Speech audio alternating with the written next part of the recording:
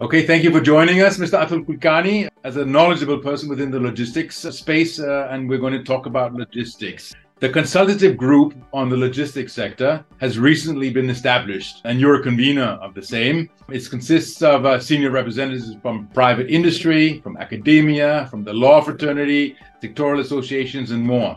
Can you explain in a few words what are the objectives of the Consultative Group and what are the focus areas of this group?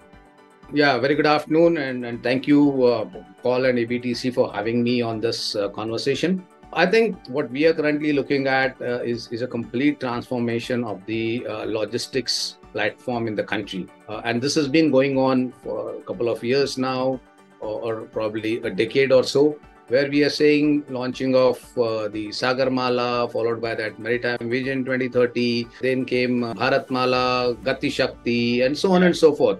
At the same time, if we look at a global perspective, I think the recent pandemic has also raised certain questions when it comes to supply chain.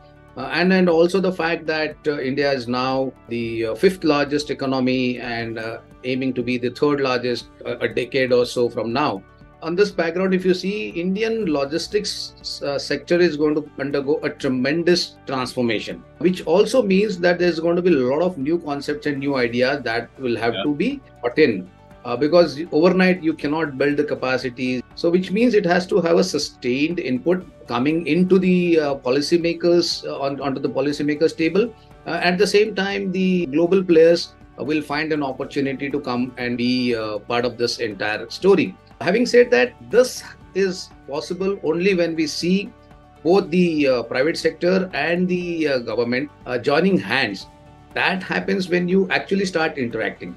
That happens when you actually start communicating with each other, sharing some of the global best practices and the success stories across, and also appreciating the challenges that we will have. You know, when we are unfolding and we're going to see this kind of transformation, I'm sure there are going to be challenges. And those challenges will have to be addressed collectively. It cannot be the government domain that they start saying that, no, we will leave it everything to the private sector. And the private sector in itself cannot say that, come on, guys, we know the things better and we will make it happen. That's not the way I see it happening. And therefore, consultative group comprising of both the people who understand the government functioning, people who understand what are the priorities of the government, because at the end of the day, as the Honorable Prime Minister has spoken on multiple occasions, the priority is to address the needs and the aspirations of the person sitting last in the queue. Yeah. When you're talking about that, you need to understand and appreciate the whole challenges as well as the opportunities and create that framework. And that creating the framework is probably the role that the consultative group can probably play here.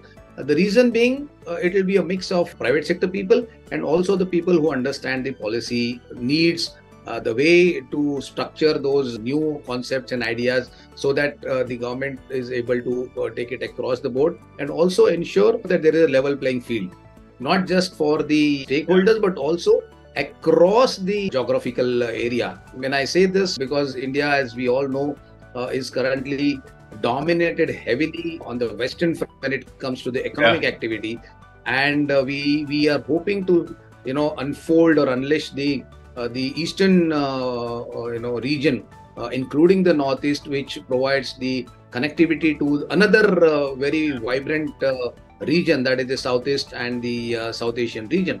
So I think therefore there is a need for a consultative group which is above individual entities' requirements or their challenges, but looks at the macro level planning and also the concepts that can be introduced, whether it is the hub and spoke model when it comes to the distribution, whether it is moving cargo from the normal modes to other modes, including the green logistics, and where I think people from the academia, people from the private sector domain, consulting background, and also the government sector will be playing a key role. So I see that as the mandate for the consultative group to bring in new concepts, ideas, and also come out with the solutions which are not just temporary solutions, but also a sustained and a long-term goals that the government of India wants to achieve.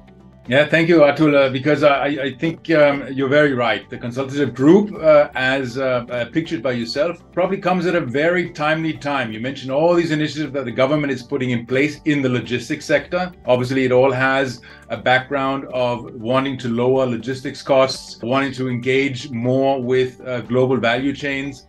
So a consultative group, which actually becomes a platform where all stakeholders in this whole system engage, makes a lot of sense at this time. Thank you for that.